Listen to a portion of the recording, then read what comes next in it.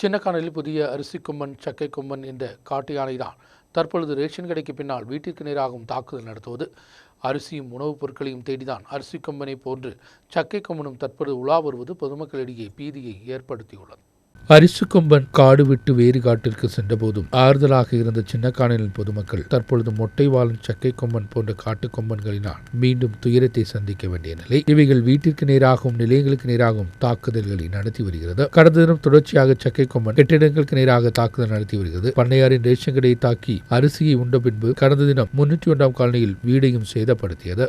ഇപ്പം ഈ അരിക്കൊമ്പൻ പോയി പിടിച്ചോണ്ട് പോയി കുറച്ചാൽ ഞങ്ങൾക്ക് നല്ല സമാധാനമായിരുന്നു. കാരണം ആനകൾ വന്നാലും വലിയ ശല്യമൊന്നുമില്ല, അവിടെ മാറി എന്ന് അങ്ങനെ പൊയ്ക്കോളുന്നു. പക്ഷെ ഇപ്പം ഈ ചക്കക്കൊമ്പൻ വന്ന് വീടിടിക്കാൻ തുടങ്ങിയ ശേഷം ഇനിയിപ്പോൾ ആളുകളുള്ള വീടാണെങ്കിലും ഇല്ലാത്ത വീടുകളിലും ആന ഇടിക്കും. അപ്പം ആൾക്കാർക്ക് ഇപ്പം എന്തായാലും ജീവഹാനിയോ എന്തെങ്കിലുമൊക്കെ നഷ്ടം ഇവിടെ എപ്പോഴും ഞാൻ കൊണ്ടായിക്കൊണ്ടേയിരിക്കും ഇവിടെ. കാരണം തിന്ന് ശീലിച്ചു കഴിഞ്ഞാൽ പിന്നെ ആന നിൽക്കുകയല്ലോ, എല്ലാ വീടുകളിലും തന്നെ വന്ന് ഇടിക്കാൻ ശ്രമിക്കും. அரிசி கொம்பனின் தாக்குதல் நிரந்தரமாக தாக்கப்பட்டது பண்ணையாரின் ரேஷன் கடை. முழுமையாக தகர்ந்த ரேஷன் கடை பின்பு புதிதாக அமைக்கப்பட்டது. சோலார் பென்சிங் அமைத்து மீண்டும் செயல்பட ஆரம்பித்தது. ஆனால் பென்சிங்கை சேதப்படுத்தி கடந்த தினம் மீண்டும் சக்கை கொம்பன் தன்னுடைய தாக்குதலை ஆரம்பித்துள்ளது. തീർച്ചയായും കാരണം നമ്മൾ ഈ അരിക്കൊമ്പൻ ഇവിടെ പോയതോടുകൂടി അല്പം ആശ്വാസം ഉണ്ടായിരുന്നു. ഇപ്പം 5-8 മാസമായുള്ളൂ നമ്മളിങ്ങോട്ട് മാറിയിട്ട്.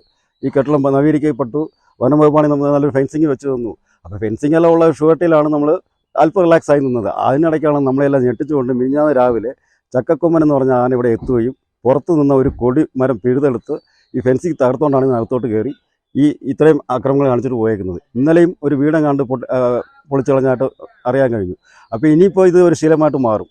അപ്പോൾ അത് വീണ്ടും നമുക്ക് പ്രതിസന്ധി സൃഷ്ടിക്കും. അപ്പോൾ നമ്മുടെ ഇപ്പോഴത്തെ മാനസിക നില എന്ന് പറഞ്ഞു കഴിഞ്ഞാൽ ഈ രീതിക്ക് ഇവിടെ വെച്ച് റേഷൻ നടത്തി പോകാൻ പറ്റുമോ എന്നുള്ള ഒരു ചിന്തനയാണ് നമ്മളിപ്പോൾ ഉള്ളത്.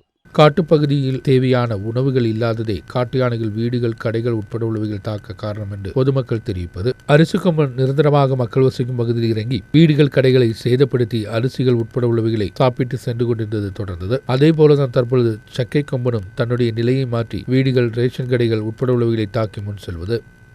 நியூஸ் பீரோ ராஜகுமாரி.